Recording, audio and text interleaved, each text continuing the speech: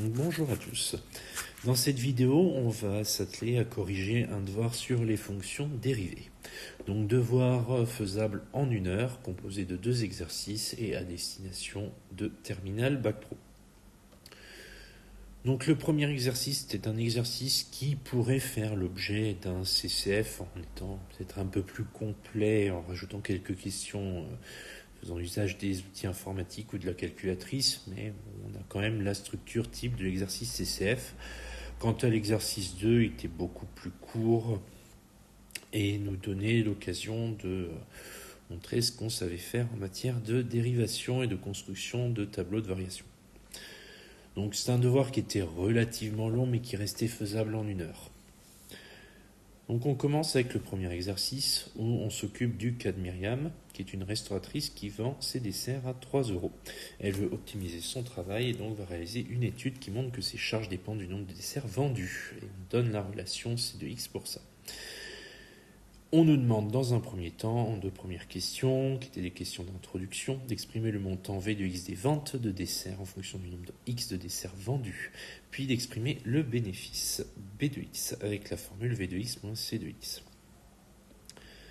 Donc, V de X, c'était tout simplement 3X, puisque un dessert vendu rapporte 3 €, donc si on vend X desserts, on gagne 3X euros.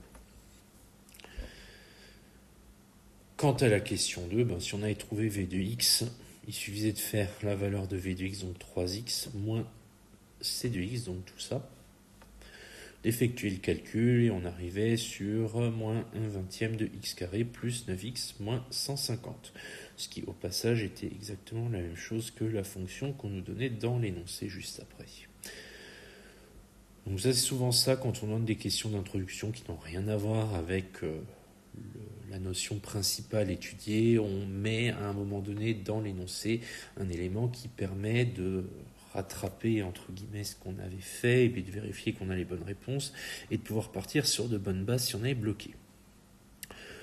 Donc ensuite, les questions suivantes, c'est le déroulé classique d'un exercice sur la dérivation. Donc exprimer la dérivée, résoudre l'équation f' de x égale 0, déduire du coup l'extrémum, étudier le signe de f', puis établir le tableau de variation de la fonction f, puis du coup en déduire le nombre de desserts optimal pour maximiser le bénéfice. Donc, le calcul de la dérivée. Donc la dérivée de x carré c'était 2x, donc le x carré devenait 2x. Le moins 1 sur 20 il restait où il était, donc on avait commencé le moins 1 sur 20 x carré devenait moins 1 sur 20 fois 2x.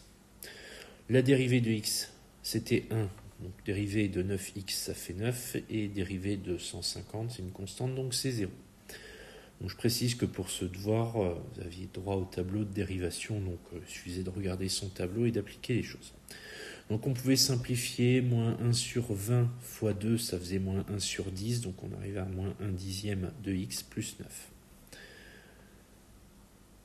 Trouver quand ceci vaut 0, on se résout une équation du premier degré, moins 1 dixième de x plus 9 égale 0, nous donne moins 1 dixième de x est égal à moins 9, puisque ce plus 9, on le passe à droite, donc il devient moins 9. Et du coup, voilà, en multipliant par moins 10, on aura donc 1, puisque moins 10 fois moins 1 dixième, ça fait 1. Donc du coup, de l'autre côté, on multiplie aussi par moins 10, et moins 9 fois moins 10, ça fait 90, donc x égale 90. La question 4, c'est tout simple, on déduit que f atteint un extrémum pour x égale 90, tant mieux puisque c'était donné dans l'énoncé, donc encore un moyen de vérifier qu'on ne s'était pas trompé, et on calculait l'extrémum en calculant cette fois-ci f de 90, donc ça nous donnait du moins 1 sur 20 fois 90 au carré, plus 9 fois 90, moins 150, et ce calcul-là nous donnait 255, indiqué ici. On continue. Donc maintenant qu'on a tout ça, on peut établir le signe de f'. Donc de 0 à 90, c'est positif. De 90 à 200, c'est négatif. À 90, ça vaut 0, puisqu'on avait bien trouvé que x valait 90 quand f' de x valait 0.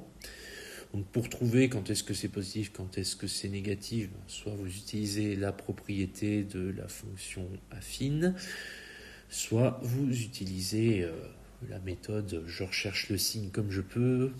Avec une calculatrice graphique, ça fonctionne très bien. Une fois qu'on a ça, vu que c'est positif ici, les variations de FC croissant puis décroissant et l'extrémum est à 255.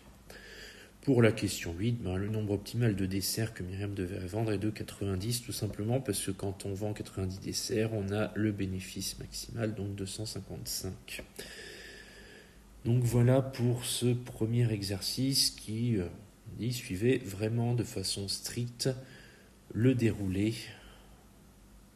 d'un exercice sur la dérivation. Donc il n'y avait vraiment pas de piège particulier, il n'y avait pas de dérivée compliquée, d'autant plus qu'avec le tableau de dérivation, normalement ça va tout seul. La seule chose qui pouvait peut-être un petit peu décontenancer, c'est ce 1/20. Donc on va maintenant passer au deuxième exercice. Le deuxième exercice qui porte sur une entreprise et un stock de pièces qui est géré informatiquement.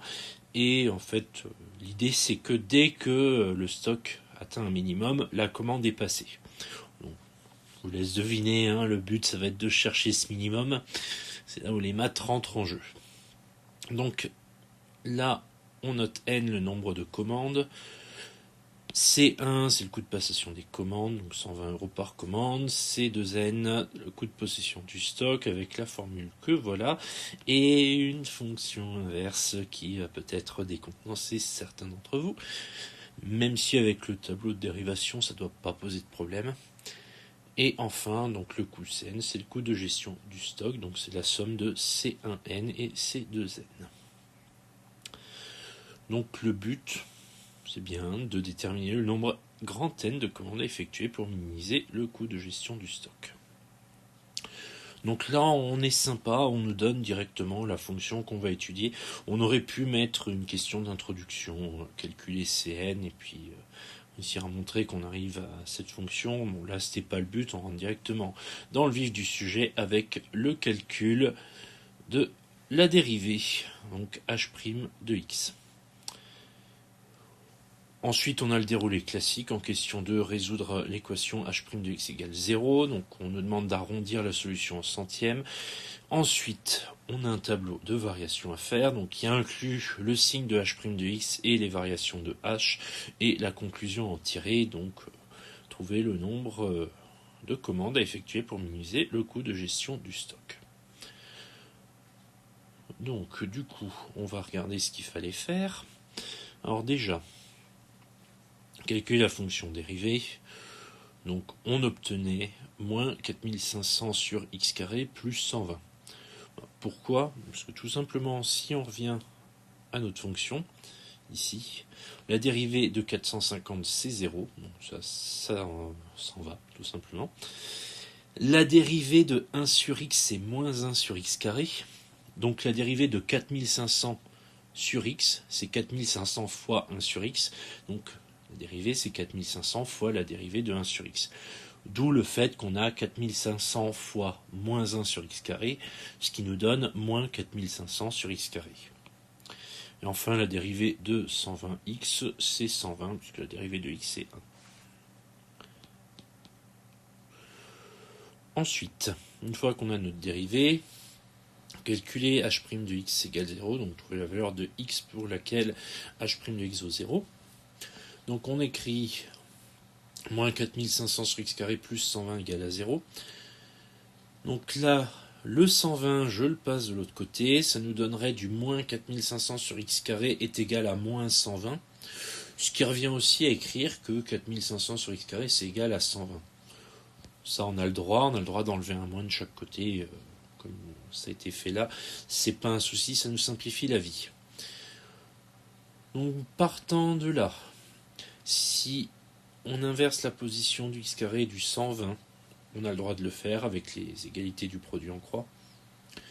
On se retrouvera avec du x carré est égal à 4500 sur 120. Ça nous donne x carré égale 37,5. Ça n'est pas fini. là on a la valeur de x carré. La valeur de x carré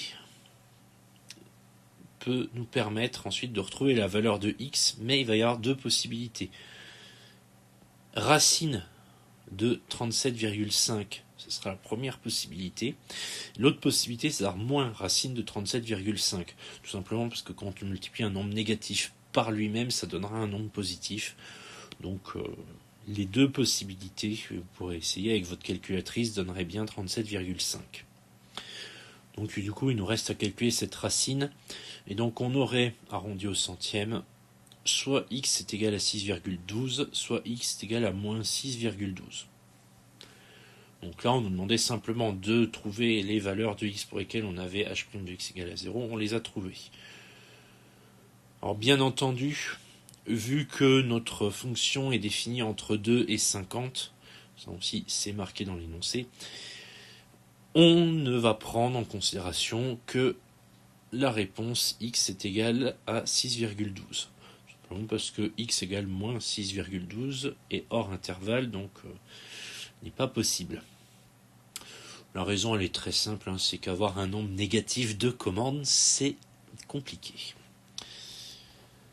Donc, au niveau du tableau de variation, donc on marque bien, en première ligne, les valeurs de x, avec la valeur qu'on a trouvée juste avant. Ligne suivante, le signe de la dérivée. Donc là, pour le coup, ce sera négatif, puis positif. Donc là, comme tout à l'heure, pour le trouver, le plus simple, prenez une valeur entre 2 et 6,12.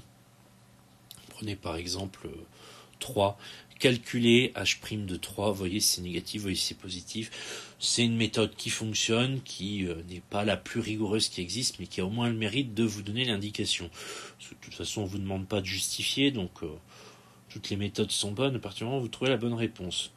Sinon, tracez tout simplement h' de x avec un logiciel de calculette graphique ou un logiciel comme GeoGebra.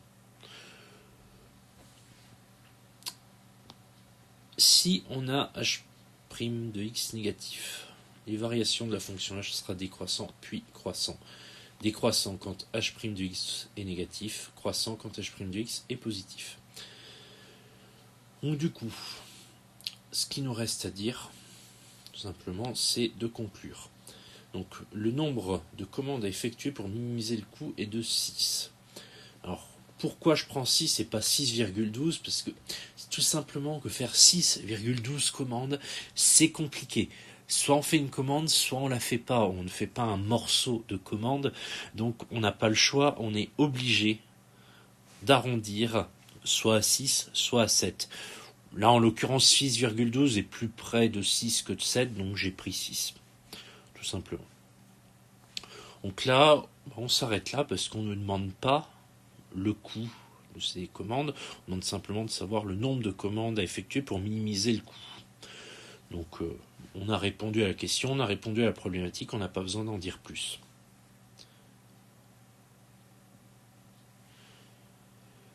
Toutefois, je vous le mets quand même,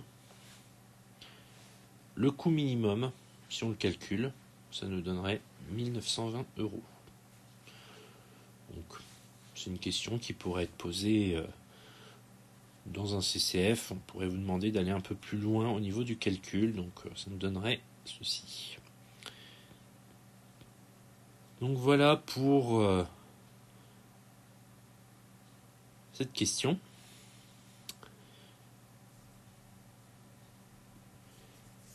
Et du coup, ça conclut l'exercice et ça conclut cette correction de devoir. Donc si vous avez des questions, n'hésitez pas à les noter dans les commentaires, j'y répondrai avec plaisir. Si la vidéo vous a intéressé, vous pouvez toujours mettre un pouce bleu, et puis pour ne pas rater de vidéos sur la chaîne, le mieux encore c'est de s'abonner. Donc après, vous faites comme vous voulez, mais vous êtes prévenus, et du coup moi je vous dis à très bientôt.